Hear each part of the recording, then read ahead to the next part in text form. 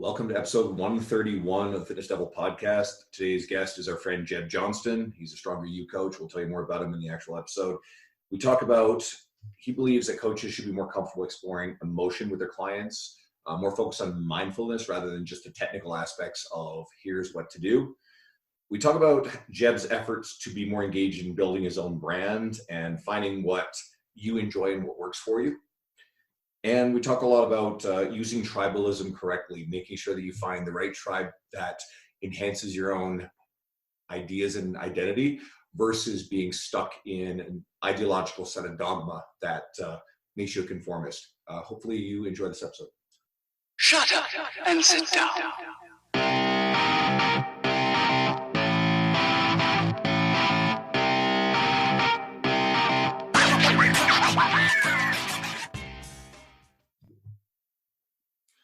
Hey everyone, welcome back to the podcast. I do this every once in a while where we say we forget to introduce ourselves, so we should periodically introduce and distinguish our voices if you don't already know. I'm Andrew Coates, and I'm Dean. Dean Guido. That was my intro. Guido. Whatever one you pick, I guess. And we're actually terrible about kind of identifying ourselves. And the pitter patter you might have just heard is Penny, Dean's dog, running across the floor. But our guests are always way more important. So that's kind of why we always forget to chat about ourselves for a second. So we brought our really good friend, you get this, Jeb Johnston, back on. People actually mess up on Jeb's name. There's a T in there. It's Johnston. Well, when people say Johnson, I know you get pissed I know we make off. that joke every time, but like he was like leaning in, like fucking say my name. Here, do it. It's no bad. Like I've actually messed up a couple of names. I got Josh Citron's name slightly wrong when we first had him on. And Donnie Singer messed that one up a little bit. So we actually do make these mistakes sometimes. Sometimes like pronunciations are just a little different. But we actually had Jeb on with a group of coaches. We had Nick and Derek Stanley, our friends, on as a trio. And you've done Dean's side project. But we actually want to bring you on solo because you actually got some of the smartest, coolest shit to say in our industry. So real quick, if you're not familiar with Jeb, he's a Stronger You coach. He's got, let's see, I want to get this list right.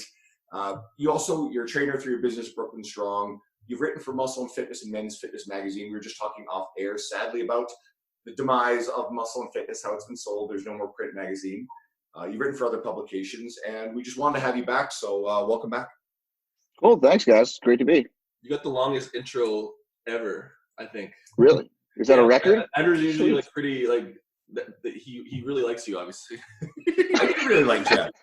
Well, Jeb is still one of the first people I met, or the earliest people I met at, like I've mentioned numerous times on the air for anyone who's listened a long time, that I met a lot of the industry when I went to Kansas City in 2017 for the Kansas City Fitness Summit. And you were there, right? Along with Derek, and a lot of these other people. And I've told this story before. I remember like seeing these two like ripped, jacked guys that I didn't meet right at the first day. And like Ashman obviously is like real big. He's slimmed down now, and then you were there as well, right? And you two stood out amongst the crowd of. You think at a fitness conference, you see like a lot of people look like bodybuilders and jacked. Jeb is shaking his head. No, there were not many jacked people at that event. As we like. Well, that was my first entree into the fitness world, right? Because I mean, I was working for men's fitness doing stuff, but everyone I was around was strongman competitors and powerlifters. So like that's what I thought the industry was. And I showed up there in Ashman. I was like, okay, like this, he's like an ex-powerlifter, strongman. Like it made sense. And then I saw you and I was like, okay. And and I was about 25 pounds lighter then than I am now too. So like, that'll tell you, it really wasn't it was a shock. But I met a ton of cool people there, like that I'm still friends with today. And a lot of people I work with now. Well, it's funny because I thought the same thing when I went down. It's just like we're trashing everyone that's but it's if you're in that strong lifting, powerlifting world, it's like you're so isolated. You don't have a good idea of what fitness actually is. And then when you start working in the space and working general population, you realize like you're actually the losers. Like you're the ones that like no one's like if you actually want to get big and you want to get tattoos and lift heavy and be stupid, like you're the minority. And you have to kind of come to terms with that. You got to be friends with everyone else. like thinking that it's normal to like pass out while doing Atlas stones, wake up and then keep going to finish your set. Like that's stupid. But like that's if you're not like for me, like completely for me until I like started becoming a trainer because I was a powerlifter before. I thought that was like what you did. Like not even like I've had seen people pass out and stuff, but like that I wouldn't even have flinched seeing that. No. Like the first time you get a nosebleed lifting, you're like, finally. But like that's fucked up. Like and I'll tell people like I burst my like eye blood vessels or I had a bleeding nose and they'll look at me like shocked and then I'm like what's wrong with that? Like that's cool and they're like no how do you do that? I'm like well you lift so heavy that the blood pressure pops. I think all three of us and some of our other friends, we mentioned Jay Ashman, there's definitely others in the industry, we found our way into this stuff kind of an old classical route, but it's actually, I think, very different from what a lot of people up and coming are coming from. We came in through bodybuilding or powerlifting, or we're talking about reading muscle and fitness magazines and, being around gym environments where there's, pro or near pro bodybuilders. One of the guys that I used to hang out with and lift in the same gym with was my old friend in Newfoundland, Frank McGrath. Right? Oh, geez. Yeah. Really? So, yeah. He's a monster. He is, and you know what? Since he's been a 20-year-old guy, he's looked like an Olympia pro. Like he's always been enormous, and he's just gotten better and better. Yeah, Frank would be like over with, another bodybuilder buddy of his. Me and my brother would be in there lifting, and end up like parties, drinking or whatever with Frank. And he's actually a really down to earth guy. He's quiet. He's a nice dude. There's no ego to him or anything like that. And he's always had those monster forearms. But that was the environment that I grew up in gyms. And a lot of the community that we're encountering now are discovering fitness through a completely different avenue. So sometimes I do feel like the outsider in that regard, because a lot of the people who came from the world we came from, they're showing up at the Olympia or the Arnold or whatever, and they're not going to these smaller fitness conferences where you get the evidence-based community, right? And sometimes that word gets thrown around like it's a dirty word, evidence-based, but it's still a smart community of people. And I also respect the fact that not every one of them, for our earlier teasings, whatever, they're not all big, jacked people. Some of them are strong. Yeah, well, they'll be more athletically based. A lot of them too is like, there's a lot. And I've learned a lot. Like look at the guys that coach at Mike Boyle's. They're not all big jack dudes, but they're gonna create some pretty badass athletes.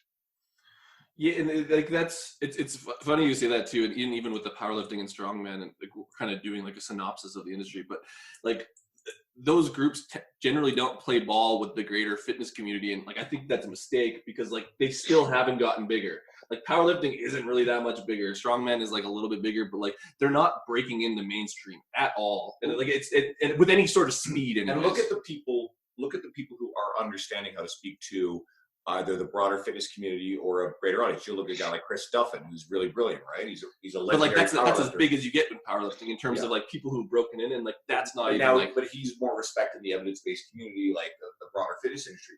Or you get people like, what's a good example? Like a Dan Green is probably doing, at least a little bit better getting out that space. Obviously, the famous strongman like Hafthor Bjornsson, that's a whole different. Yeah. Why are these? But let's look too. Why are they even accepted at that level? Let's be honest. The only reason anyone gives a shit about them is because the USAPL grew, and that's because of CrossFit. Yeah, it's why USAW is huge. It's not because the only reason is because people did CrossFit and they did their CrossFit and kind of good at CrossFit. And they're like, I want something else. Okay, I'm going to start powerlifting. Like that's the reason it grew. It's because of Gen Pop.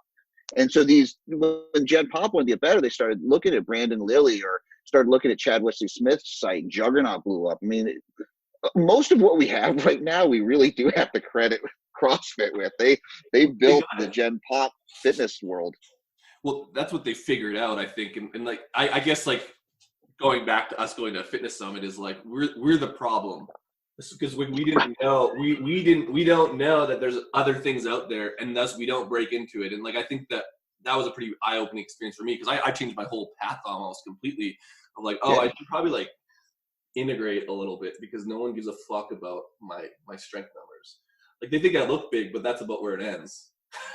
Like, yeah, gives you street cred enough to like say you know how to teach strength, but like that's where it ends. Sweet. Hello. We all just went quiet at the same time, which we've been doing. Yeah. No, I mean, I just agree. Yeah. that's kind of like, it's funny because like that's what we had with, like, I think you even listened to Zoe Jill, and like we had Yeah. cases, but it's just like it's getting to the point where like we've talked to enough people where I don't want to say it's like an echo chamber, but we're kind of like, yeah, like we're on the same page. Like It's also not being in a rush to speak over each other.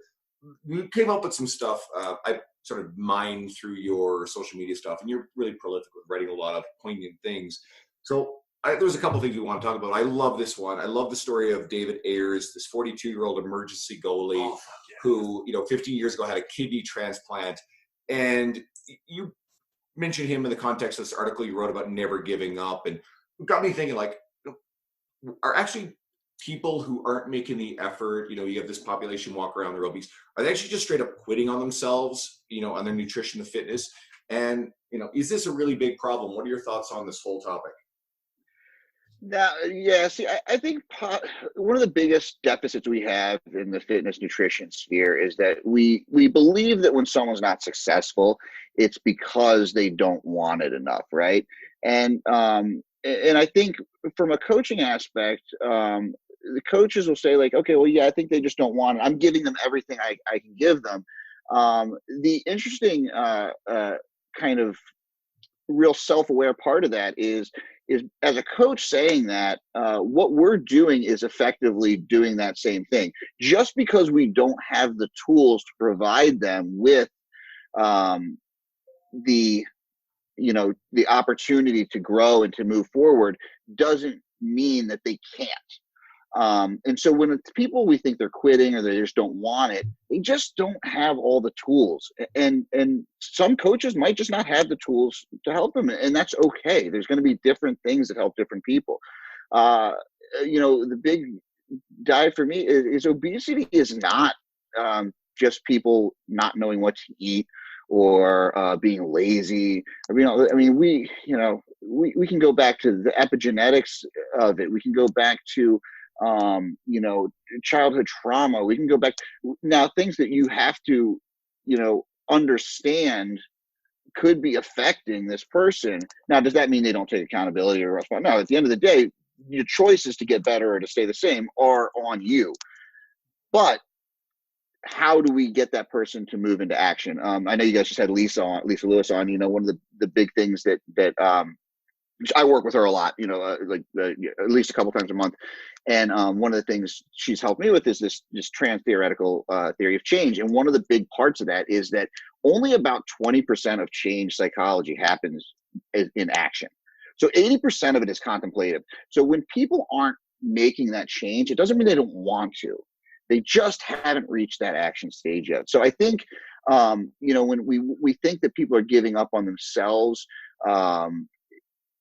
it's just that they haven't really reached that level of change. And I think it's on us to try and gain as many tools in the toolbox to help them get there.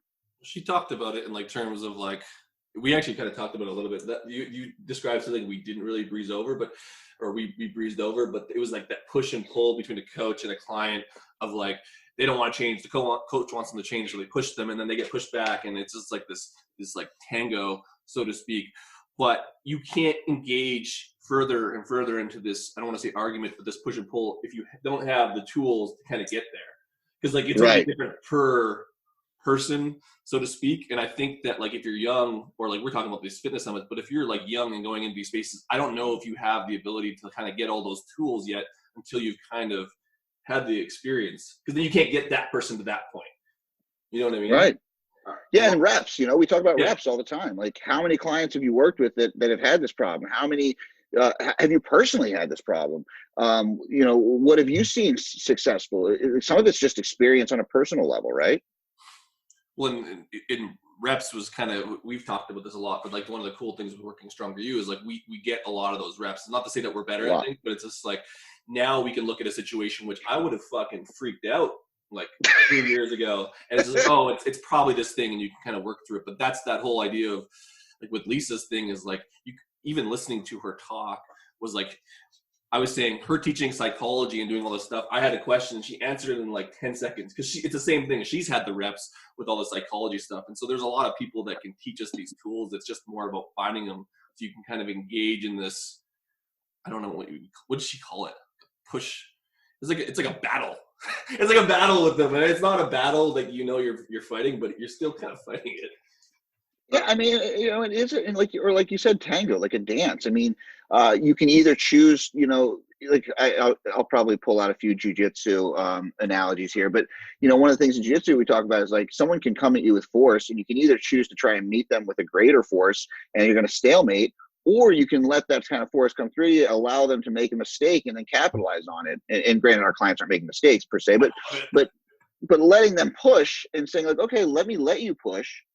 And then I can bring you into this space where you now feel comfortable and safe that we can actually try to make some change. Or I can push back against you and we can just stay here and butt heads for the next 12 weeks. A lot of what Lisa was saying, and I'm hearing your thing too, is as coaches, we can often take on too much of the responsibility in the relationship. And that takes it off the client's shoulders. At the end of the day, the client still has to be the one making decisions, has to be taking the actions. And some clients will want the coach to take the shit on because it sort of absolves the client of responsibility for the outcome. So it's important for coaches to, and again, I'm paraphrasing a lot of what Lisa was saying, not my own original thoughts. A lot of the time you do have to let the client work through it and be there to facilitate and help them. But I think a lot of more inexperienced coaches, and even experienced ones, get stuck in this thing where they feel like they have to have the answers. They have to be the one who figures it out and fixes it. A lot of the time you just have to provide the roadway and then let the client make the steps. Absolutely. Like I tell people, I don't have any answers. I don't have any answers. All I have is hopefully some better questions. Every single person has their own answers. And if we can ask them the right questions, hopefully they can start to come to those answers that they hold personally.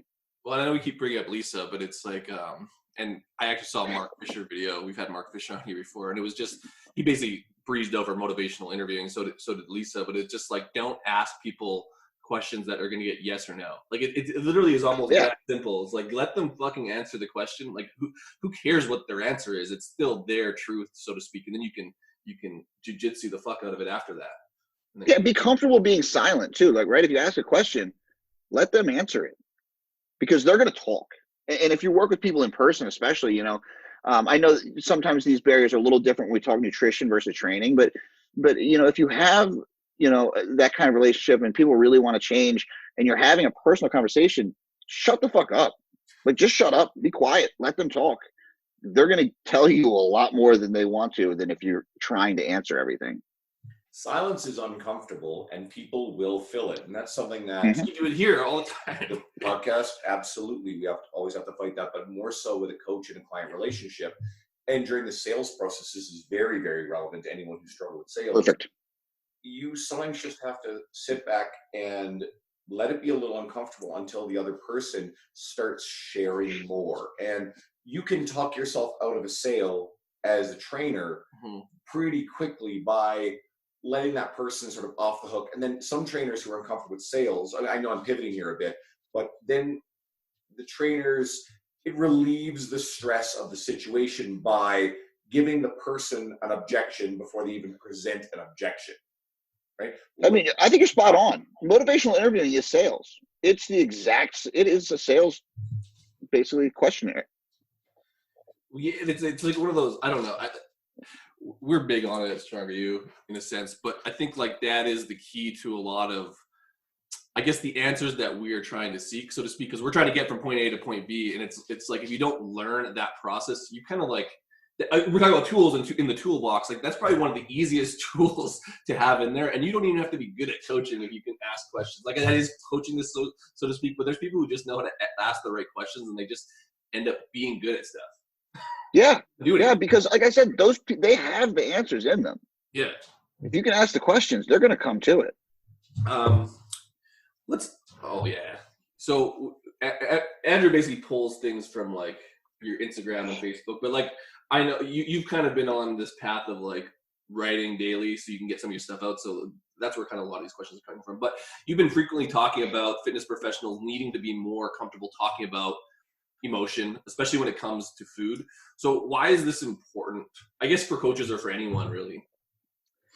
I mean, this is just through my own practice. Like I've learned that that segmenting emotionality from kind of cognitive oversight is a mistake. We talk about nutrition sphere, right? There's been a variety of cognitive attacks towards nutrition. Every single diet book, everything about from calorie counting. I mean, even if we're talking about ad libitum diets like keto or vegan or gluten-free, where people are trying to lose weight with this, kind of mechanistic approach, they work. They all work. They all work well. And yet people keep gaining weight back, right? Because what we're not addressing is we're not addressing the underlying behaviors. And whether it's in training, whether it's in nutrition, if we avoid talking about emotions around, especially food, we're going to end up in the same space. And that doesn't mean we're a psychologist. It doesn't mean we're trying, we're trying to get because I'll tell you what, people will say, oh, stay in your lane. I'm like, fine, you stay in your lane and continue to be ineffective at your job. And I will actually just make, that one lane country road that you're living on, I'm going to have it make a 6-way super highway and actually be able to try and change things. So by incorporating some talk about emotions, we can use skills. I'm big on mindfulness. That's where a lot of my approach comes from now, because it is not trying to be a psychotherapist. It's not trying to be a counselor. What it is trying to help people have some skills that'll help them to regulate some of their own emotional responses to things. And, as simple as just acceptance or awareness, like these small tools that anyone can use, that anyone can teach, will make huge headways for clients long term. I was gonna say, like, we're going to Costa Rica together and we have to present, and like I know we kind of went over our projects, and that is essentially your project. And I like when I went over it, it was interesting the stats on it, because like with the studies, like as much as it wasn't like super effective, it still was like just them being a little bit more mindful or accepting. Like they lost weight and it stayed off more long. And even though it's a small percentage, like 4 or 5%, like that's not that fucking bad for something where they didn't even do anything. They just like learned how to answer questions. And a lot of times, like something like acceptance-based therapy, like you're not even asking them to change anything. You're asking them literally just to accept things the way they are, and yet they saw an effect. And the interventions, the studies that I bring up in the Costa Rica talk, these are not like crazy interventions dietary. Like if they give them a dietary thing, it'll be like a talk like, hey, eat between this many calories and this many calories, like eat less than 1,500 calories, eat less than 25% of your calories from fat, and then try to increase your daily activity from 10 minutes a day to 40 minutes a day. And in that study, I think that people saw a weight loss of like 12 kilos over this 26-week period, which they weren't counting macros. I mean, they're supposed to count calories, but we know how good people are at that regularly. And basically all they did is use some mindfulness techniques, and it's like, holy shit. And they kept it off at the 3-month and 6-month recalls. I think that was the biggest eye opener, and the reason why this is relevant too is because you're gonna be talking in Spokane on like these very things. I don't know how much of it you're gonna go into it, but like the thing that stood out to me was these long-term things. Like a lot of the problems, like you said, these diets fucking work, people lose weight, but we know sure as shit, and anyone listening that's had clients, like a lot of it gets gained back if there's like no other intervention.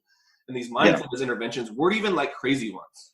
Like I think that one they like did some like psychology and like it was like 2-hour interviews, but like they didn't do anything food wise really. They just talked about their feelings and then it was lasting. Which the lasting thing is good, because even if you lose whatever 20%, but you gain it all back, that 5% is looking pretty good long term. You know what I mean? Yeah, and especially when we look at like the Look Ahead study, which is the one that showed I think the greatest promise for long-term weight loss intervention. That's like a 20-year study. It was huge. But I think in the Look Ahead study, we still saw that most people regained the weight, or at least people that were keeping it off. I think those people, only about 20% of the people in those studies kept the weight off, and the weight loss had to be greater than 10%. So they maybe kept like 10%. Most of the longer term studies with regular diet interventions, people only keep off about 5% of the weight, the original weight they lost. So if they lost 10 to 15%, which most only lost about 8%, they only they kept off like somewhere between 3 and 5% in most of these studies. Which, if you're 200 pounds, that's 10 pounds. Yeah. Which is great, but or maybe 5 pounds. That's great, but how much does that really help you? Long term. Do you think, and this is where like this would be like your experience as a coach, and for people listening, but we know the diet stuff works, but then the mindfulness stuff works. How and they didn't really study this too much, but how much do you think that the mindfulness or just the psychology stuff will help keep the big? Because we know diet's gonna have a bigger gain or loss than 5%. Do you think it can solidify some of the diet stuff so that it's more of a catalyst as opposed to a this or that sort of thing? That's my supposition. Again, because you have to kind of it looks like the research on these things are kind of done in isolation, because all of a sudden, if you add these variables in, right, you've got this mindfulness aspect, you've got this dietary intervention, then you would have to have control group, and then you'd have to have mindfulness plus dietary intervention. That's a lot of moving parts. But I do think that the mindfulness use as a behavioral change will help keep weight loss or keep weight off, right? Or at least create behaviors that have a higher likelihood of doing so. I'm gonna be honest. A lot of that sounded blurry to me. Oh, completely. And I'm going to apologize to the listener here, because I think a lot of that stuff wasn't clear. So I want to bring it back. I think that the bottom line is nutrition is a lot more than the technical science of nutrition, right? We started this question by talking about emotion. There are a lot of drivers underlying why people eat what they eat. So it's important to address what are the underlying drivers instead of just getting hung up on the science of nutrition. So for coaches, if all you're doing is telling people, well, macros, I wrote this recently, macro ratios are largely irrelevant. And MyFitnessPal gives the shittiest one. Calories, macro ratios are more the end result of your calculation of getting the right calories, the right amount of protein, and then however you put in your carbs and fats. And carbs and fats are pretty interchangeable for the most part. So different people, different goals, you could have slight differences. Excuse me. And even I'm now getting off track a little bit. But you can master the science, but if you do not get to the core of why someone has been overeating in the first place, all the science in the world won't matter, right? You will have to, for the coaches listening, you have to help that person understand what are the emotional underpinnings of why they are overeating food. And Jeb, you keep saying mindfulness. I think mindfulness, it sounds like just keeping this stuff top of mind. Yeah, you summarized it way faster than we ramble. Yeah. Sorry, but that sounded like a giant rambling, incoherent mess. And I wanted to bring it back into something that was actionable, because at the end of the day, we want people to be successful and lose weight, right? Yeah. The problem here, though, we run into is because by trying to bring it into something simple to sell, it sounds simple, but it's not. The problem is that it is a giant, rambling, incoherent mess, and that's what you have to understand if you actually want to work on this stuff. Well, like making it simple is making it not real, right? And that's part of the problem. Well, I think that like we talk about simple, and like you alluded to it, like calories in, calories out. Like we fucking hear that all the fucking time. It's just like, okay, that's fine. Like go do calories in, calories out, and go work with 100 people, and like see if that works. And that's what you're saying is like it's basically a big fucking mess. And unless you kind of like dive into the mess and see what's what, a lot of the science and the mechanisms, you just realize like in isolation, none of them fucking work. Like you can have your perfect macros on MyFitnessPal and it can estimate your fucking macros, and like they say that works. And like, why aren't people losing weight long term? It's just like, because there's a lot of fucking shit going on. And you got to figure out which lever to pull. It could be exercise, it could be diet, it could be mindfulness or top of mind. It could be that they just need to walk more. But if you don't, and most likely it's all of these things. Yeah. or like you deal with like a lot of people in fitness, and like you don't necessarily do all their nutrition, but you've had people that have lost massive amounts of weight just because you talk to them about shit and train them, and they worked out, and they something weird. So alluding to that, and I thought about this the other day, and I've known it for a while. The two single greatest weight loss successes I have worked with, they stand out. There's a young man who lost 100 pounds before I even started working with him. That dude's crazy. He is rare. He's not normal people. He's hyper adherent to things. He went and did a lot of research, and he simply put a bunch of rules in place and did it well. Showcasing someone like that, and I'm always very careful how I say it, he is the outlier. He is not the normal person. He has capabilities most people don't have. And it's not as simple as just, okay, here are the rules, here are my numbers, I'm going to go adhere to it. That works for 1 in 100. He's the 1 in 100. Yeah. And those are all my Instagram like transformation stories, are those 1 in 100 people. Like they're easy. Those are my easiest clients. The people who lost 100 pounds are my easy ones. And we end up, and I'm always trying to be careful with this, but we end up as coaches showing them off. But at the end of the day, they are not typical. The results are not typical. Of course not. So for everybody else who's struggling, again, it's just really important, this whole conversation is to get into the muck of what's going on in their emotions or brain. We certainly talk a lot about habits as an industry, and then that's the essence of this stuff, is rebuilding habits. But what is the stuff underpinning the habits? What is the emotional stuff? What is you mentioned traumas, childhood traumas. If we can actually help people bring that stuff at least to the surface to a certain extent, maybe we can make some long-term changes. It's something that you've done well. Like I said, you've had you don't even really do nutrition stuff, and you've had successes in it. And I think a lot of it comes from being a coach, where you allow people an environment where they can come out. Because like you said, some of your clients are like not necessarily your best friends, but like you're very friendly to them, and you guys talk, and things come out. And then by that is mindfulness, so to speak. Like things are getting out into the world, and then you can kind of isolate them and be like, oh yeah, that's kind of weird, maybe you should change that. But you don't get what's the most important aspect of coaching, really? It's the relationship. Yeah. Like you can see results with people by having a great relationship because they feel open with you, right? So that right there is now developed. Now, obviously the different, there's going to be different people, but if you can develop a relationship with somebody where they feel open and feel willing to share, we don't have to be their psychologist. We just have to be someone that's willing to listen. And I think that's the key right there, is that you're seeing success because people trust you and they feel open to share with you. And one of my favorite things is my buddy Dan Trank, who runs a gym here in New York, the Fort. I remember him talking. He's like, a lot of my nutrition, like my clients who I give them a nutrition plan, it's like, track your food. He's like, just write down what you eat. And he's like, they lose weight. And he's like, and then I'll say, how's it going? They're like, I'm losing weight. Cool. Keep tracking your food. He's like, I don't even give them targets.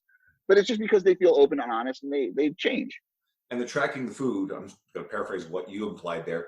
Tracking the food is actually less about tracking the food and more about top of mind mindfulness. Yeah. They are thinking about and being aware of what they're doing with their food. It's not necessarily about the numbers. It's the fact that anyone listening, when you've tracked your food, what did you invariably do?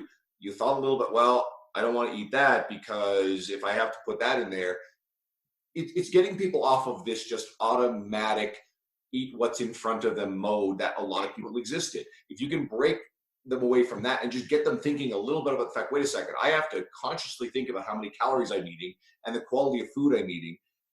It probably doesn't even matter how you go about that. As long as you can get clients thinking about that, you find a system that works for them. We call them, like, Jeb and I laugh at this all the time, but like the mental hula hoops people will go through to like not do the thing that they know is right. Like, and I do it. Like when I was trying to gain weight, it's just like, why wasn't I like eating this food or like not eating at this period of time? It's because I was like trying to figure out a way not to do the thing I wanted to do, and like I'm even victim to it. So, and I know this shit.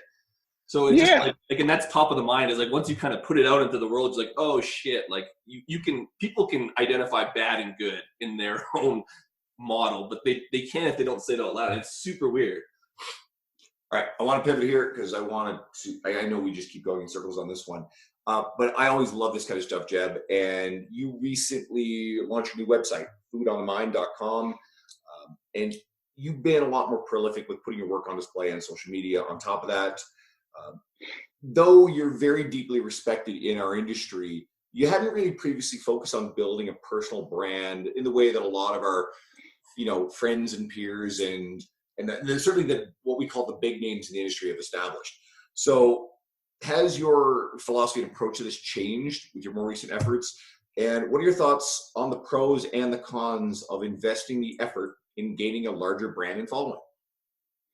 Well, it's kind of funny you say, because I would say over the past 5 years, I've spent a ton of time trying to create a brand and trying to create a following, and just hated it and fell flat on my face doing it, right? Like I just kept trying to do all these things that other people told me to do.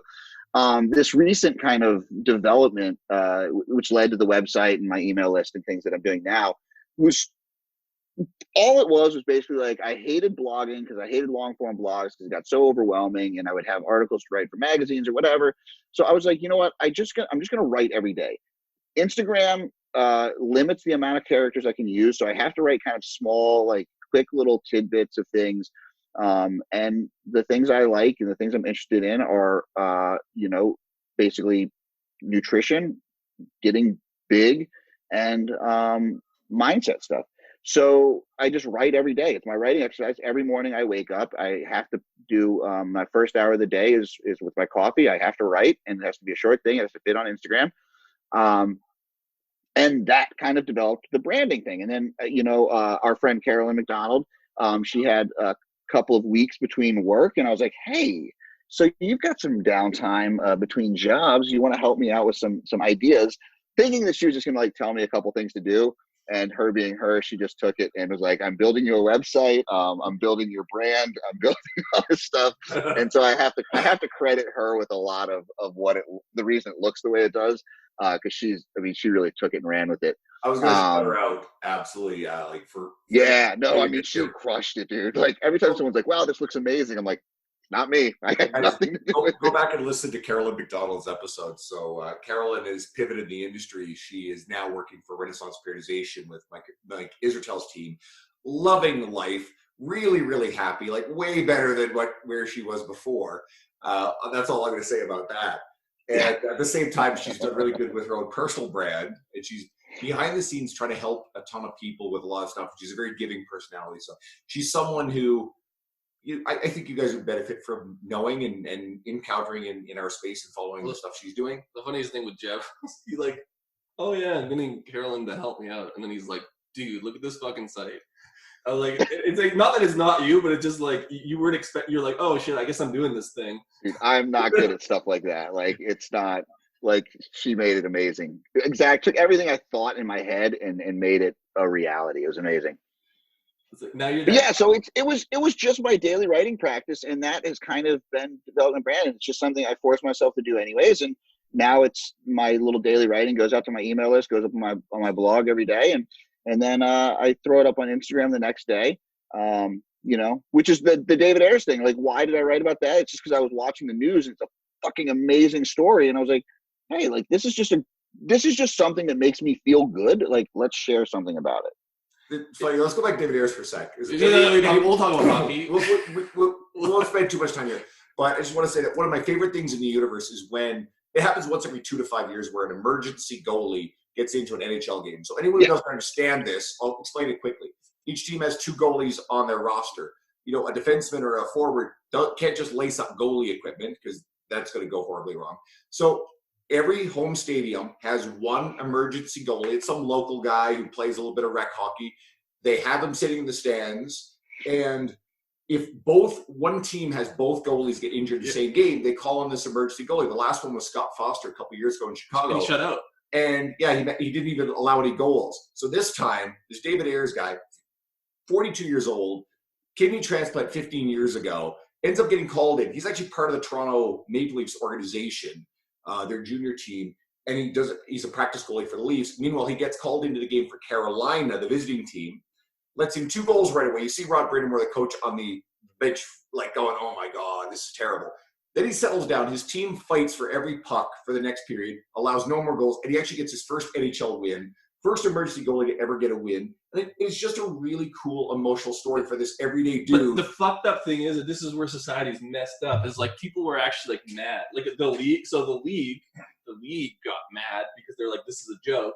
Because Toronto's one of the best teams in the league, and they lost. and they're like, and it makes it look like, oh, anyone can just play goalie. But then they downplayed the fact that like he's an actual goalie. He's the least practiced goalie. Like he's not like a bad goalie. And so it makes it, they were like mad because it makes it look like anyone can play in the NHL. It's like, I don't think anyone like got that out of it. Like they just felt good. Yeah. I mean, it was, because I didn't know anything about this like backup goalie thing. I don't know dick about hockey.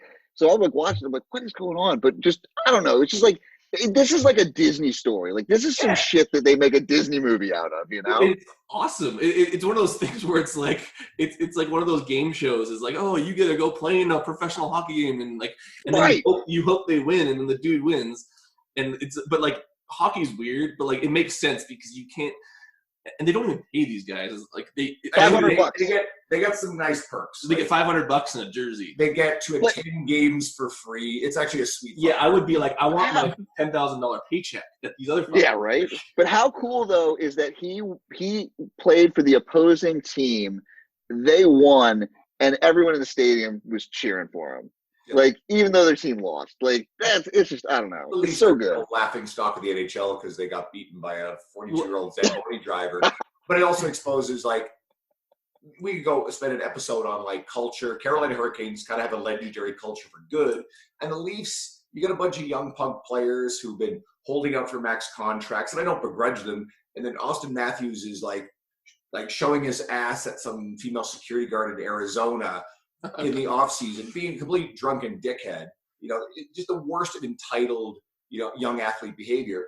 And quite frankly, I'm thrilled at the outcome. Right? I am absolutely thrilled at this everyday dude, and it's like everybody loves this because it's this everyday person's dream to play in the NHL if that's your sport. And the NHL is actually missing a marketing opportunity by not embracing this even more. Because you're right, they're actually talking now about the league is trying to shut it down now. Yeah, which is ludicrous, right? Because it's actually one of the coolest stories of the year. But we're again off topic. I want to bring it back to Jed's brand and something that you said about like doing what you were told to do and hating it. So I think a lot of trainers out there right now are struggling to build brands. They don't know what to do. They're being told, oh, you have to do this. You have to do fucking ClickFunnels bullshit, or God only knows what else, or they have to post and do stupid shit on Instagram. What would you say to the person who's actually struggling with the cliche things that they're told that they're supposed to do? God. I mean, I don't know. Like, first of all, I think like trying to build a brand before you know what the fuck you're doing is kind of stupid. You know, I think people, I mean, like, let's talk about my niche, you know? I mean, like I joke about this now all the time. Anybody who looks at me is never going to assume that my niche is like perimenopausal women who deal with emotional eating. Like really, like that's what I've niched down to, but that's who I enjoy working with. That's how I've kind of developed, and most of my posts are geared toward that clientele. But not because I chose it, because it really did. It became what fulfills me and who I enjoy working with. But if you don't have the reps, if you don't have the experience, you're not gonna figure that out, right? And so I think, you know, focus on doing what you do well, showcase your work, put your stuff out there, and then let kind of, you know, the brand niche down. I mean, I know like in a lot of these things, everyone says you got to find your niche. Like, no, you got to go work with as many people as possible so you can find out what you actually like to do. And are good at, because like you can say like, yeah, what you're good at. Like is it niche or niche? I'm sure it's both. I think it's both. Maybe that's a Canadian. Yeah, niche. I've said either way. Yeah, but either way, like if I were to like say my niche of what I want to do, but like I want to work with like athletes.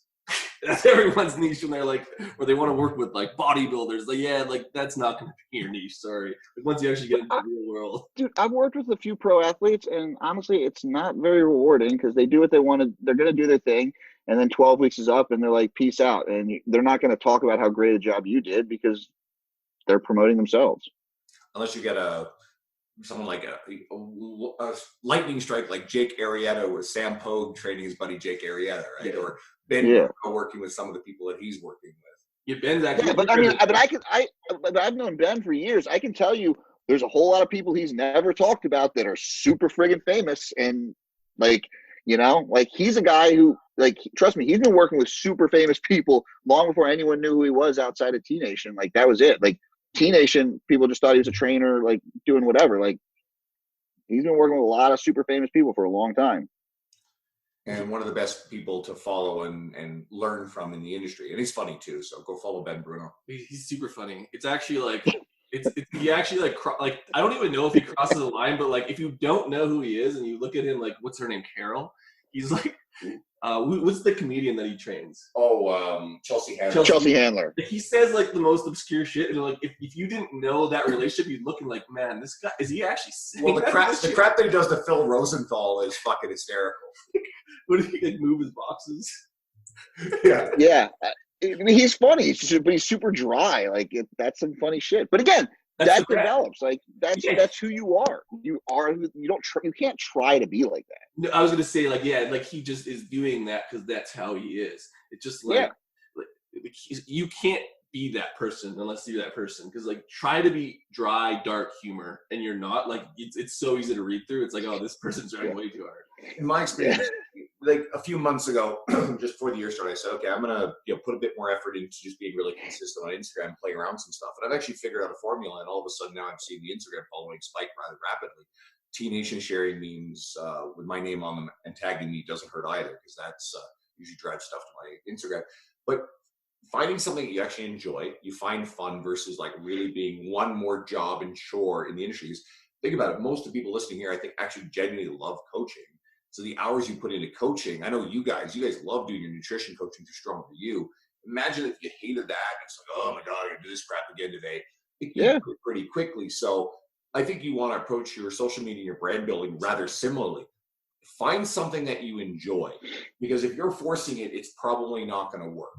So, and I found some enjoyment in just some of the stuff that I've been creating for Instagram, and honestly, it's been doing amazing. But it was the stuff that was doing well when you first started anyways, like the stuff that I knew you for, and like, not that you got away from it, but like there's so much shit going on, and then you kind of went back to it, and it's like, oh, like that's Andrew for sure. Like, and it looks like it's easy, and then you're just, the volume of stuff that's coming out is great. Same thing with you, Jeb, is that like the volume of stuff is coming out like at a way bigger pace than before, probably because you're just doing it and it's easier. Yeah, and I just do it every day. Yeah. But like, look at Andrew. Like your content is like, why is it good? It's because it works. It makes sense. Like it's the same stuff you're writing articles for T-Nation at. You're just doing it. It's not as involved as a T-Nation article might be, but it's this. Yeah, but it's the stuff you're doing anyways. And you're like, okay, here's what I'm doing, and people identify with it.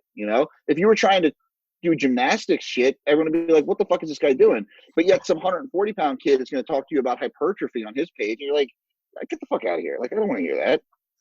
I actually say that like daily. It's not that I try to troll through Instagram. It's just like, you're going to talk about this, bud? Like, I don't know if you represent this demographic, but like, do you? I mean, it's like, same thing. Like, maybe they like it, whatever. It's just, I don't know. Like, Andrew can talk about stuff. You're big. Yeah. I don't know. Like seriously, like that's street cred. Bottom line, if Andrew wants to tell me how to get big, like, guess what? I'm going to listen. I don't give a shit. Like, someone will be like, well, it might not be evidence-based. I'll be like, there's evidence. The guy's fucking huge. The other thing about this whole evidence-based thing too is, I mean, I'm not someone who'll bro out and use the argument, like just because a bodybuilder does something. Like I like Mike Ischel put up a post yesterday or something he shared, and he's like kind of cutting down this bullshit about like cheating and how like women always do everything strict and men, their training form will often suck and they're swinging around weight that they can't control. It's too heavy. And it's ego lifting, right? And Mike's a big proponent of strict form, and so am I, right? I think this shit is complete fucking nonsense. And just because you see, one of my big pet peeves is old videos of Branch Warren swinging weights. Oh, God. More momentum. His head is over his face, like total facepalm. Now, Branch looks great. There's a lot of, this is survivorship bias too. There's a lot of other reasons why he was a big successful bodybuilder. He also was hurt constantly. He would rip muscles off bones all the time. And you don't think that maybe that didn't have something to do with the fact that he's swinging weights around with the worst form I've ever seen and just training like an asshole and dropping barbells in gyms? Like, first of all, that's such a shitty example for etiquette to begin with. But that wasn't the key to his success. So all these guys who are swinging around weight that they are no fucking way in control of, guys, like your ego is out of control in the gym, and anyone who's a serious lifter is looking over at you going, laughing inside their head going, that's a joke.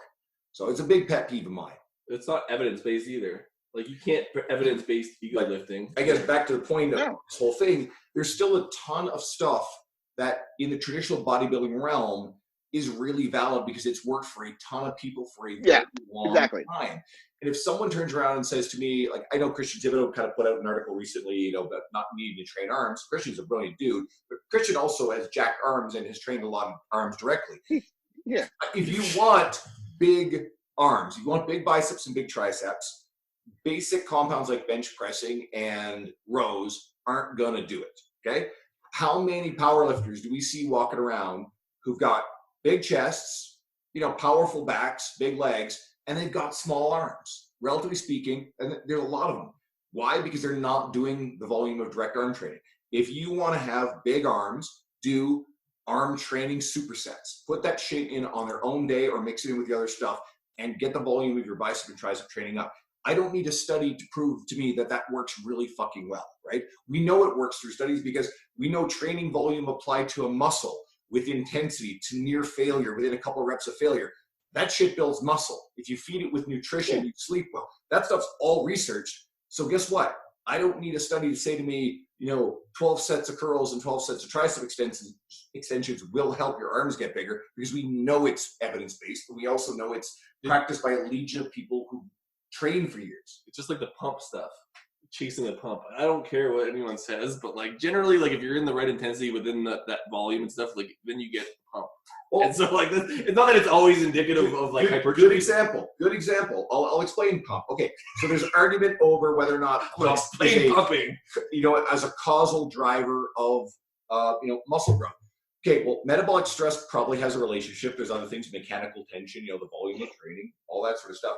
But the pump is also a byproduct of the things that create muscle growth. So whether or not it is the cause or a side effect of it, it has a relationship. If you're doing the things that cause a pump, chances are you're doing the right things to grow your muscles, and it doesn't fucking matter if the pump is the cause. Right. There's most definitely an advantage to metabolite training. I mean, is it the primary driver of growth? Probably not. It's probably going to be, mechanical tension, but it's there. And bottom line is, I don't give a shit because I like the way it feels and I like the way it looks. It actually, I'm new to this world, so to speak, because I didn't really get it as much. But like, I remember the first time I trained arms at 15, and my arms felt like they're gonna rip off. Like, I haven't really felt that until recently, until I started doing bodybuilding training. I'm like, oh yeah, like I get it now. Even if it doesn't, it's not the main driver. It's like I kind of know I'm working out hard enough because I can't walk or I can't when you have a legit bicep boner. Nothing beats that, man. Like, and that has to, even if the mechanism isn't me feeling better about it, I think that's helpful. In fact, because I'm more likely to do arms more because I'm like, oh, it feels good. So the fact that you did 12 sets of curls across 3 exercises and you got a pump from it. Yeah. The fact that you did the work is why the biceps will grow. Yeah. Right? Yeah. And you're going to do the work and it feels good. And the pump feels good. Like, I know this is super not evidence based, but it's fuck. But it totally is. Yeah, but look is. at me versus look at you. Like, I'm gonna do what I'm doing, and most of it's scientific, and the rest of it's I don't know. I think it works. And, it's mostly true to me. Yeah, but I think it is scientific, right? I think again, and this is what we're delving into so deeply right now in this research stuff is science isn't there to prove what's right. Science is there to knock down pins. Yeah. And when there's a lot of evidence on something, we can go through and be like, okay, well, this actually doesn't work. This actually doesn't work. But we can't prove that any of this stuff works. We could just get closer to what relative truth is. Okay, this is actually the sweetest because we've gone off tangent. Okay, let's talk about last Fire post that Jeb's been writing about. So tribalism. So another recent post talks about tribalism not necessarily being a problem, as is often blamed, but that we need to find a tribe that supports you and your values, not one that promotes their own agenda. Would you elaborate on this? And this kind of goes back to some of your social media stuff. So, I kind of did 2 posts on this because the first one is kind of beware of your tribe. Are you a dogmatic follower? Are you, just kind of doing things for the sake of them? And then the second post was that it's not really the tribe that's the problem. It's how we, kind of follow it. So to me, tribalism is both a huge advantage because it gives us something to care about. It gives us something to that matters. But at the same time, it can also be our detriment, because it can also be something that we focus on as the only thing, and the reason I bring that up is because we see ourselves fall into dietary tribes where we're keto, or we're carb, high carb, or we're vegan. And yeah, that's great in theory, except for when you ignore the benefits of everything else, because it fits your tribe. The advantage of it being of tribalism is that it gives us a place to belong. It gives us kind of that evolutionary strength of people that agree and hold our similar values and can help us grow. Yeah, and I think I've talked about this too, is that tribes are really good if you know that you're part of the tribe and your position in it, and also know that it's not the answer. Because I think with tribalism, you also get a lot of people that blindly follow, I guess, the herd, and then they don't think for themselves eventually. Which is a problem. If you get stuck in it, you have no other option. If your only option is the tribe, it's a good option, but what happens if that blows up in your face? You're fucked. Well, and that's, I think, what happens, right? A carnivore. And what if you're a power lifter, right? What happened when you're a power lifter and that's your identity and that's your tribe, and then you get hurt and you can't power lift anymore? Or you realize, who are you? Exactly. Or the same thing with veganism. Let's just say there's people that switch over to carnivore or veganism. It's my fucking thing, and they get sick or whatever because they're micronutrient deficient or whatever. It's just then what? So I think it's a good advice not to blindly follow your tribe. Just be aware of kind of what's going on. I think there's different kinds of communities, and obviously the communities dietary ideologies as tribes, I think can be pretty dangerous in terms of, again, the keto, the vegan, that sort of stuff. For the reasons you guys said, I think what we're looking for are less obvious types of tribes and just communities of supportive people. I think when your nutritional ideology becomes your hashtag thing in your Instagram bio, I think that's a red flag for trouble. Whereas if you just simply seek out a group of like-minded people who are supportive, like you said, I think that's the answer. I think CrossFit can kind of be a good example of both. It can be one or the other, where it's great communities of people who will push you. They're getting shape. But then I think there are people also who become really indoctrinated with the idea of being, quote, a CrossFitter. And like you said, and I don't necessarily jump on the bandwagon of shitting on CrossFit for being more injurious than anything else. I think when we say that, we forget that powerlifters get hurt almost across the board all the fucking time. Bodybuilders deal with injuries constantly. Whatever sport someone's talking, Jesus Christ, hockey players. Talking about hockey earlier, how many hockey players are hurt on a constant basis? Right? I do jujitsu. Yeah, it's 100% injury rate. And what I think it's a little unfair to single out CrossFit as being worse than everything else. If you do something to a high level and you're passionate about it and you love it, you inherently accept some injury risk. But CrossFit as a blind indoctrination, if you don't have a strong sense of your own, I think here's the underlying thing. It's a strong sense of your own self. If you don't have a strong sense of your own identity and you're just looking for something to take on as part of your identity, then I think that's where it's bad. I think if you have a stronger sense of your own self and you seek out a community of like-minded, stronger people, then I think it's a win. I think that's the best explanation. Simply, you need to consciously choose your actions a lot of times. And with these tribes, people end up unconsciously following the herd, and they don't take responsibility for their own, I guess, so to speak, thoughts. And that comes back to all the way to the beginning. And we'll always be really careful. We never talk about religion, but the same thing comes to a religion. If you, I'll explain it very carefully, and I don't think anyone's going to be offended by this. If you have a strong sense of your own values and morals, and then you incorporate religion or spirituality into your everyday life because it aligns with your own personal values, then I think that's a wonderful thing.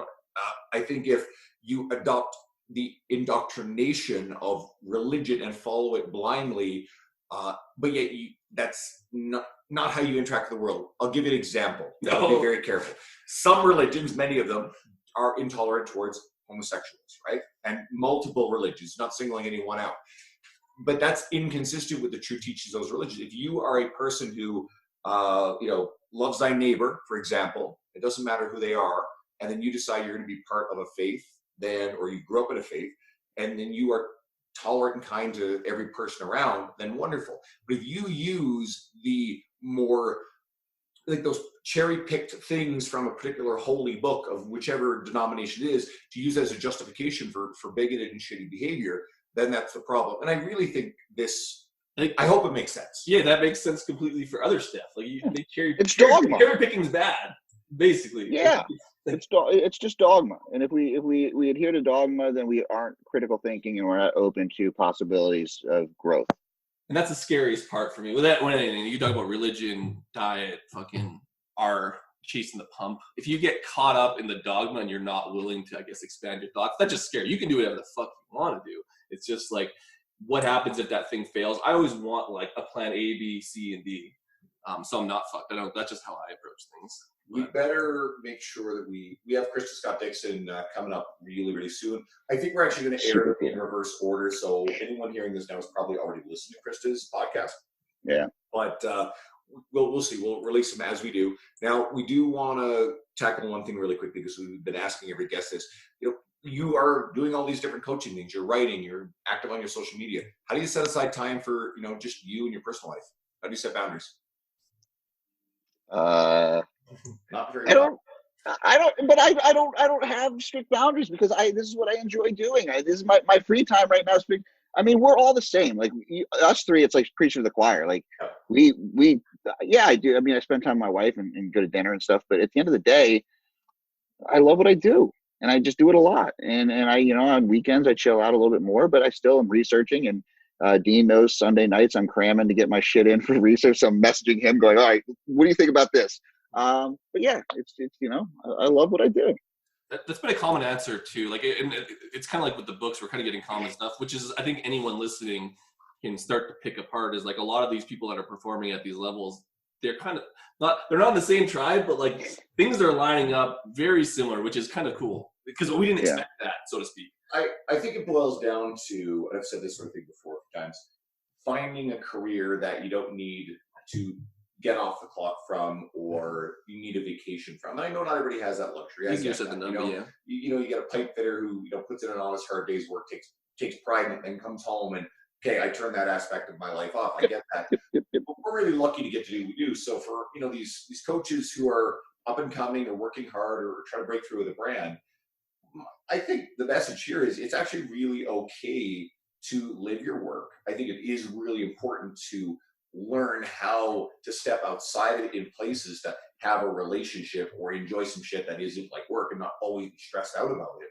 But at the same time, I think if you want to be successful long term, there is no work-life balance. A number of our guests have said this, like there is no work-life balance with our career, especially the successful end of it. We love it. My work is absolutely my life. It's one of the most fulfilling things. And yeah, over the years, it has interfered with, personal relationships at times. And that's sort of been a clumsy thing to navigate. But at the same time, like it is one of the things that makes me happiest is all the stuff that's going on in my career. So I like that answer. Yeah, easy answer. Where do people find you? I know you got a new website, but like where can people consume your content the most? Instagram, Jeb Stewart Johnston. Facebook, same thing. But yeah, Food on the Mind is my www.foodonthemind.com is my website. You can sign up for my email list on there, and you get everything delivered to your email box every morning. And they're short, slight emails, nothing overwhelming, and that's that. Cool. Like, thanks for coming on. We want to get you back just simply because your ideas are some of the best out there. And again, like I alluded to, we have people in our industry who are, quote, more well-known names in the greater fitness, certainly in the fitness industry, but we've been putting on guests who are our friends who we know are quality human beings. We're doing great things, and we want more and more of our audience to pay attention to what you're doing, right? Just as along with paying attention to, well, we had Sohee Lee on recently, or Jill Coleman, or you're not as famous as Sohee Lee or Jill Coleman. No, probably won't ever be. No. None of us. Dean mentioned Mark Fisher earlier, right? Like these are some great people who've earned it too. But at the same time, what they were where you are right now in terms of your notoriety once upon a time. So who's to say that 2 to 4 years from now you don't have 150,000 followers on your Instagram because you did such a fucking good job. You open up the Ninja Castle of Jeb and unicorns. Yeah, well, Mark's got that corner, Mark and Michael. But No, yeah, I think there's a sea change coming. I think you guys are going to see a lot of these. Being well, I talk about my roller coaster analogy. It's I feel we're at the top of this big drop, and we're going to see a lot of our friends really do some awesome stuff. Cool. Thanks for taking the time to come All right, talk to us, and everybody, thanks for thanks. listening. We appreciate your patronage. Shut up and sit down.